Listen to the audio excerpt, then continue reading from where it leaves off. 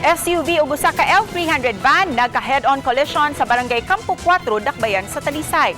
Nangul ang usa sa mga sakay sa SUV, hinuon ana kini sa luwas nga kahimtang. Ang SUV gimaneho ni Raymond Muanya, 33 anyos, nga padung sa barangay Haklupan. Samtang ang L300 van nga gimaneho ni Raymond Abalo padung sa Toledo City. Base sa investigasyon sa Talisay Traffic Police, nasuta nga dihang nag-abot ang duha ka mga sakyanan diha sa Toledo Wharf Road sa Sitio Tiki, Barangay Campo 4, nawadan og kontrol ang nagmaneho sa L300 van. Nunot niini kalit lang niabot sa pikas nga lane ang sakyanan, maong nadasmaga niini ang gikatakbong SUV.